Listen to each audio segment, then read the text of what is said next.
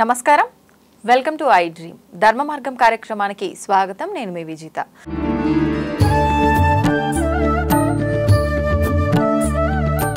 నమస్కారం గురుగారు. నమస్కారం అమ్మా, చెప్తల్లి. గురుగారు, ఇందాక మనం ఒక 2-3 వీడియోల్లో మాట్లాడుకునేటప్పుడు మీరు చాలా సందర్భాల్లో శివపురాణం అని చెప్పన్నారు. వింటుంటాం రెగ్యులర్ గా గురువుల నోటి వెంట ఈ మాటని. అసలు ఏంటి శివపురాణం ప్రత్యేకత? ఏముంది శివపురాణంలో? మనం ఏం తెలుసుకోవచ్చు శివపురాణం ద్వారా? వాస్తవం, మనం పురాణాలలో కొన్ని వివరణ చెప్తే శివపురాణం ఒక వివరణ. మన దగ్గర అమ్మ 18 పురాణాలు ఉన్నాయి మన దగ్గర అన్ని. అందులో దేవి పురాణం ఒకటి, శివపురాణం, విష్ణు పురాణం, అందరు దేవుళ్ళే ఉన్నాయి. భాగవతం, భగవద్గీత కూడా పురాణాలలో. అలా 18 పురాణాలు ఉంటే అమ్మ 18 మన దగ్గర ఉప పురాణాలు ఉన్నాయి. అంటే మొత్తం 36 పురాణాలు మన దగ్గర. ఇందులో శివుడి యొక్క పురాణం అనేది ఎవరు, ఎందుకు, దానివల్ల ఉపయోగం ఏమిటి మాట్లాడాలి.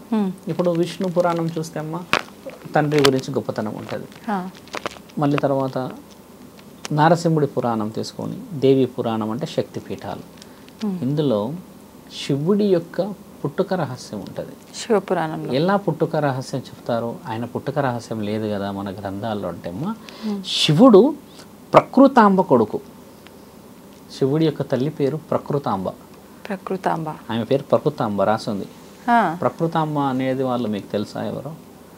ప్రకృతికి పుట్టినవాడు అని అర్థం. ప్రకృతాంబ అది రాసింది. అయితే ఈయన గారు అక్కడ చేసింది ఏంటంటే అమ్మ శివుడి పుట్టుక నుంచి మొదలు పెట్టి ఒక మానవ శరీరంలో ఎన్నెన్ని మార్పులు వస్తాయో అన్ని విధాలుగా రాసిచ్చాడు. 3వ కన్నులో అమ్మ 3 పుత్రుల్ని పుట్టించుకుంటాడు ఆయన. శివుడికి ఒక వినాయకుడు, తర్వాత కార్తికేయుడు కాకుండా జలేంద్రుడు ఒక కొడుకు ఉన్నాడు. ఆ జలేంద్రుడు వచ్చేసి ఈ గంగామాత కొడుకు. ఆ గంగామాత కొడుకు వచ్చేసి ఈ భూకంపాలు తెచ్చేది ఆ మహానుభావుడే. మంచివాడు కాదు ఆయన. అంటే ఆయన భూకంపాలన్నీ వచ్చేది ఇప్పుడు నీళ్ళ నుంచి కాబట్టి మంచివాడు కాదని అనుకుంటాం మనం. ఎందుకంటే భూకంపాలు ఊకే వస్తుంటాయి, పెద్ద పెద్దగా అలలు, సముద్రాల దగ్గర ఈ సునామీ లాంటి పెద్ద పెద్ద విపత్తులు వస్తాయి కాబట్టి ఖచ్చితంగా మంచివాడు కాదంటాం.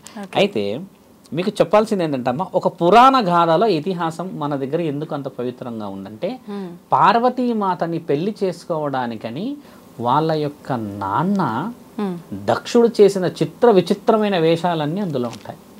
అయితే శివుడు విశ్వాచారి అన్న పేరు చెప్పా కదమ్మా, ఆయన బ్రహ్మచారి. ఆయన పెళ్లి అనే విషయం లేకుండానే 3 కన్నులు అలా పెట్టుకొని ఎప్పుడు కూర్చొని ఉండేవాడు.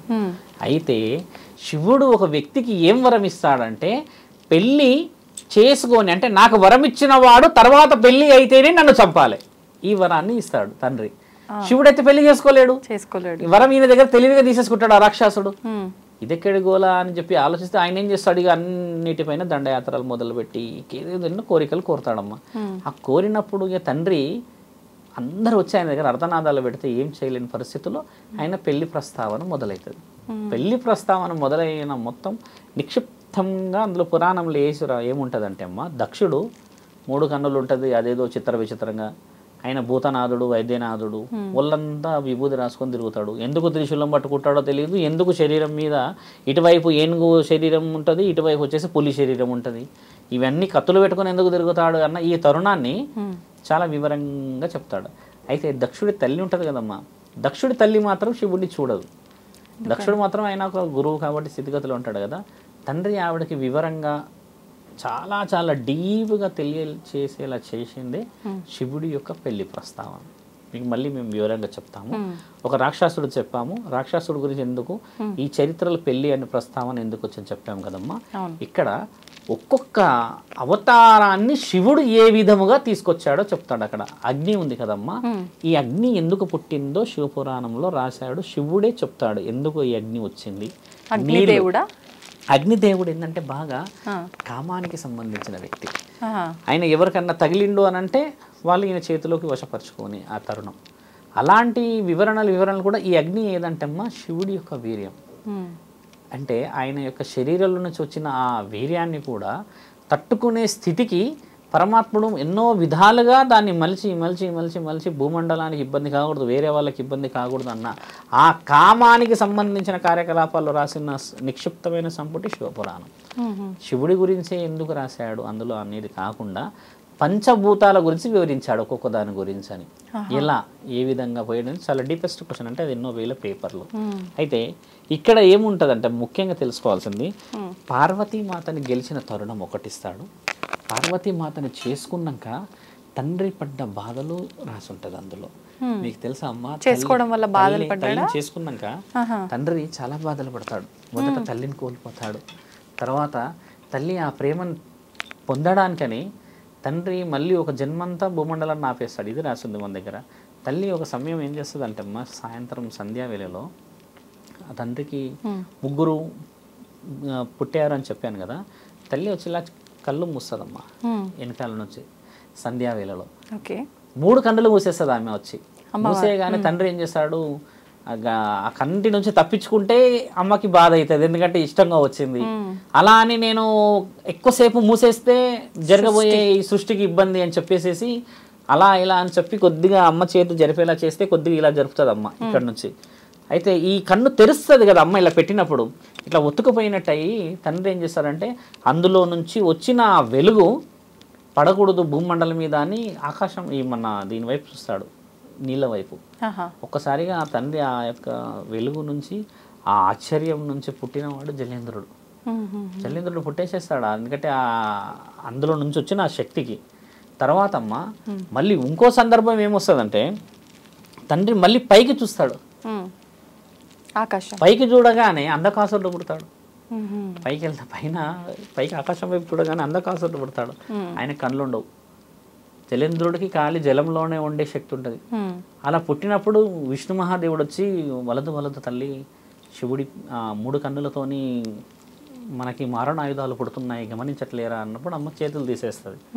వీళ్ళిద్దరూ సంహరణ యుద్ధాలు చేస్తారు. వీళ్ళకి పుట్టిన పిల్లలందరమ్మా రాను రాను రాను రాను చాలా కోపిష్ఠులు ఉంటారు. ఆ కోపిష్ఠులు ఎవరో పేర్లతో పాటు అందులో రాసున్న సంక్లిప్తమైనది శివపురాణం. జలేంద్రుడు ఏం చేస్తాడంటమ్మా, ఈ చిన్న చిన్న తప్పులు జరుగుతుంటే తట్టుకోలేక పెద్ద పెద్ద భూకంపాలు తెచ్చేస్తాడు నీళ్ళ ద్వారా. ప్రళయాలు తెస్తే గంగామాతని నెత్తి మీద కట్టిపెట్టుకోవడానికి గల కారణం అదే, ఆపిపెట్టు అని చెప్పడానికని. నీవు అనుమతి లేకపోతే గంగామాత శివుడిని చేరక ముందుకే ఆవిడ వచ్చేసి సముద్ర గర్భంలో దేవత, ఆవిడని ఆపేసి జలేంద్రుని పట్టుకున్న తరుణం కూడా అందులో రాసి ఉంటుంది. ఈయనేం చేస్తాడు, పైనుంచి వచ్చిన మహానీయుడు కూడా అమ్మ, ఈ ప్రపంచం మొత్తం మేము శివ కొడుకులం అంటే శివుడి పుత్రులు కదా వీళ్ళు, శివుడి యొక్క కలయికలు పుట్టారు కదమ్మా. పుట్టినందుకు మళ్ళీ దేశాల మీదకి అహంకారంతో వస్తారమ్మా. వచ్చి ఒక రాక్షసుడిని ఏమి ఇస్తారంటే, వీళ్ళు ఇంకొక రాక్షసుడికి ఏం వరం ఇస్తారంటే, మేము శివపుత్రులం కాబట్టి మీకు ఒక శక్తిని ఇస్తున్నాము, ఎవరికైతే అహం లేదో వాళ్ళ చేతిలో మరణించాలి, అప్పటి వరకు మీరు విజృంభించండి అని ఒక వరం ఇస్తాడు. అహం లేని వాళ్ళు ఎవరున్నారు ఈ లోకంలో? అందరికీ అహం ఉంటుంది. ఈగో ఎవ్రీబడి, ఈగో లేని వాళ్ళు ఒక వ్యక్తి ఉన్నాడు, ఆయన శివుడు. ఆయనకి ఈగో ఎందుకు లేదంటే అమ్మ, ఎలా లేదయ్యా నీకు ఈగో అని అడుగుతారు. అడిగినప్పుడు ఆ రాక్షసుడి వరం ఏముంటుందంటే, ఎవరికైతే నాది అనేది ఉండదో అహం, అలాంటి వారి చేతుల్లో మీరు చావాలి, అది కూడా ఇలా పిడికిలి పెట్టి గుద్దు తెరి చావాలి అని రాసి ఉంటుంది. అయితే శివుడు దగ్గరికి ఎదుర్కొన్నప్పుడు ఇలా కొడతాడు అమ్మాయిని. కొడితే వాడు ఒకటి గుద్దుకు ఇక్కడ గుండె దగ్గర కొట్టినప్పుడు గుండె ఆగిపోతుంది.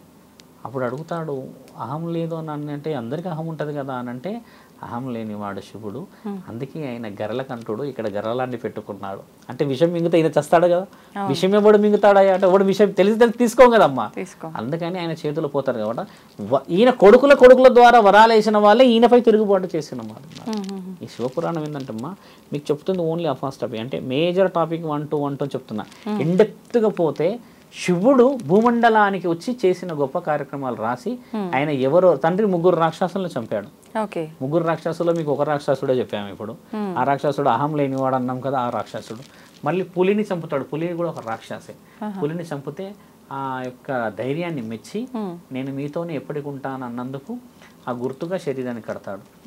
ఇప్పుడు ఏనుగు శరీరం ఉంది కదమ్మా, తండ్రికి పులి చర్మంతో పాటు ఏనుగు శరీరం కూడా ఉంటుంది. ఈ లెఫ్ట్ నుంచి మీరు గమనించండి చిత్రపటం కావాలంటే, ఇటువైపే పులి ఉంటుంది, ఇటువైపు వచ్చేసి ఏనుగు శరీరం ఉంటుంది. ఈసారి ఫొటోస్ చూస్తే చూడండి, ఆ ఫోటో వచ్చేసి గజేంద్రుడు. ఆ గజేంద్రుడు శివుడి యొక్క మహాభక్తుడు.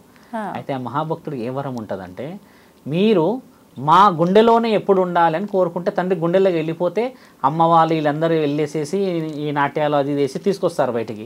తీసుకొచ్చినప్పుడు ఆయన ఏం కోరుతాడంటే, గజేంద్ర నేను ఏ రోజైతే నీ గుండెల నుంచి బయటకు వస్తే నువ్వు మరణిస్తావు అని చెప్పి తండ్రి చెప్తాడు. చెప్పినప్పుడు తండ్రి బయటకు వచ్చినాక గజేంద్రుడు మరణిస్తాడు. మరణించినప్పుడు ఆ తల తీసుకొని పోతుంటాడు. ఎందుకంటే గజేంద్రుడు ఏమడుగుతాడంటే, మిమ్మల్ని నా గుండెలో పెట్టుకున్నా కదా తండ్రి, నాకు మీలాంటి విలువ రావాలి, నన్ను పూజించాలి అనేది వినాయక చవితి. అందుకని వినాయకుడికి తల పెడతాడు తండ్రి తీసుకొచ్చి. అలా వచ్చిన ఆ ఇష్టాన్ని తండ్రి ఆ భక్తుని వదులుకోలేక నడుముకు చుట్టుకొని పెట్టుకుంటాడు. ఇక్కడ ఆ ఇద్దరు తండ్రికి ఇప్పుడు సేవాధికారులే, అంటే ఆయన సైన్యాధికారులే. అంటే ఆయన చేసిన అంత వివరణలో ఆయన వాళ్ళని వదులుకోలేక తండ్రి మెడలో పుర్రె ఉంటుంది కదమ్మా, బాగా గమనించండి. ఆ పుర్రె ఎవరిదో తెలుసా తల్లి? బ్రహ్మ పుర్రె. అది బ్రహ్మని తండ్రే ఒకసారి తల తీసేస్తాడు. ఒక స్త్రీని చూసి నీవు అబద్ధాన్ని నాకు చెప్తావా అని. ఆమె పేరే కుసుమ. కుసుమ అంటే మొగలి పువ్వు. ఆ మొగలి పువ్వు తండ్రి బ్రహ్మ విష్ణువులు ఇద్దరు గొడవ పడుతూ ఉంటారు, నేను గొప్ప అంటే తండ్రి అగ్నిలింగం బయట నుంచి చేసేస్తాడు కదా. అది కనిపెట్టడానికి పోయినప్పుడు బ్రహ్మ పైనుంచి వచ్చి ఈ కుసుమాన్ని అడుగుతాడు. అప్పటికి ఆ పువ్వు పడుతూ ఉంటుంది కిందికి.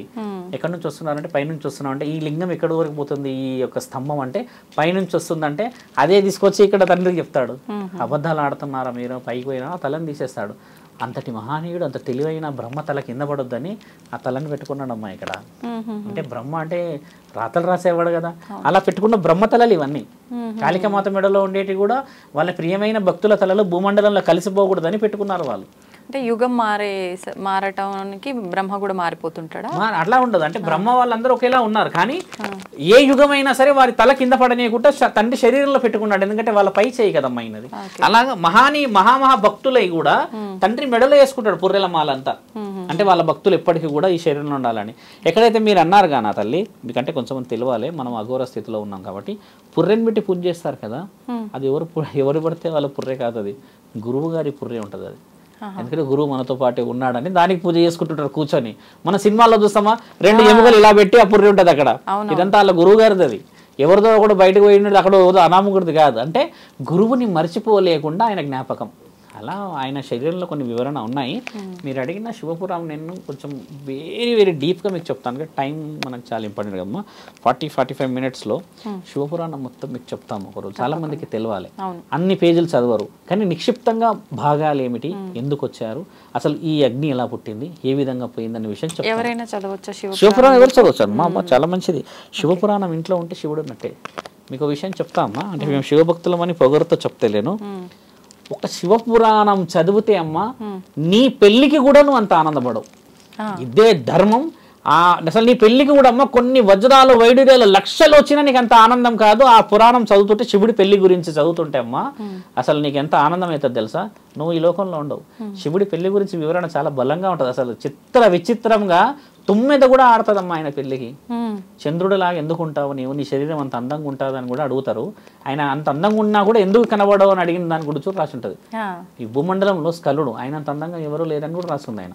కానీ ఆయన ఏ రోజు అందంగా కనబడ్డాడు, ఎప్పుడు కనబడ్డాడు, అది కేవలం పార్వతీమాతకే కనబడ్డాడు అన్న విషయం రాస్తుంది. ఆయన పెళ్లి గురించి చాలా బాగా రాసి ఉంటుంది. శివ పురాణంలో శివుడి పెళ్లి, శివుడు చేసిన గొప్ప కార్యక్రమాల గురించి రాసి ఉన్నది. కాశీలోనే అక్కడి రాయడం మొదలు పెట్టారు. శివుడు కట్టుకున్న ఇల్లు భూమండలంలో ఇంకా ఉంది. ఆ ఇల్లే కాశీ, శివుడు కట్టిన ఇల్లు. అందుకని అది ఏ లోకం మునిగినా శివుడి యొక్క గుడి మునగదు, ఎందుకంటే ఆయన కట్టుకున్న ఆ ఇల్లు అని రాసింది ఇంకా మన దగ్గర. అది గుడి మునగదు ఎప్పటికీ. 28 యుగాలు అయిందమ్మా. ఇది 28వ కలియుగం మనం ఉన్నది. 28వ కలియుగంలో నుంచి కూడా 28 యుగాల నుంచి ఉంది అక్కడే. అది అంటే దాన్ని రాసున్నది. మన దగ్గర అన్ని పురాణాలు కాలిపోయాయి, ఎన్నెన్నో పోయాయి, కానీ నిజమైనది ఏంటంటే శివుడి ఇల్లు. ఆయననే జగత్తు కదా, ఆయనకు మళ్ళీ మనల్ని అందరినీ పుట్టించుకోవడానికి ఆయనకి ఇల్లు ఉండాలి కదా ఫస్ట్. అందుకని ఆయన ఇల్లు మునగదు ఎప్పటికీ. అది రాస్తుంది, చాలా డీప్గా ఉంటుంది. శివపురాణం చదవడం చాలా చాలా మంచిది. మేము ఇప్పుడు కేదార్నాథ్ కడుతున్నాం కదమ్మా. ఇప్పుడు నేను మొట్టమొదటిగా చెప్పేది ఈ శివపురాణం. అక్కడ అందరికీ వచ్చిన వాళ్ళందరికీ చాలామంది అంటారు మీరు మాట్లాడితే చాలాసేపు వినాలనిపిస్తుంది స్వామి అని. ఇవే వివరణలు వాళ్ళకి చెప్పాలి. భక్తి అంటే ఏదమ్మా మరి అదే కదా. మన చరిత్రను మనం చెప్పుకుంటే వాళ్ళకి కూడా ఒక ఆనందం అవుతుంది. ఆ గంట సేపు ఇప్పుడు కథలు చెప్తారు కదా అందరూ. ఇప్పుడు ఆ కథల్లో మేము చెప్పేది కూడా శివపురాణం ఎక్కువ చెప్పాలని. శివపురాణం చాలా మంది చెప్పరు, ఎందుకంటే వాళ్ళకి అంత డీప్గా పోయేది లేదు. రామాయణం బాగా చెప్తారు మన దగ్గర, సుందరకాండ బాగా చెప్తారు, మిగతాయి చెప్తారు, అసలైన పశుపతి గురించి చెప్తారు. ఆయన రూపాన్ని చూసి అంటారు, కానీ ఆయన లోపల కూడా మనసు ఎంత మంచిగా ఉందమ్మా, అదే ఆలోచించాలి. అదమ్మా తల్లి. ఓకే, సంతోషం గురుగారు. మళ్ళీ మనకు సమయం సరిపోవట్లేదు. మరొక మంచి వీడియోలో ఖచ్చితంగా ఈ టాపిక్ గురించి మాట్లాడుకుందాం. ధన్యవాదాలు గురుగారు. ధన్యవాదాలమ్మా.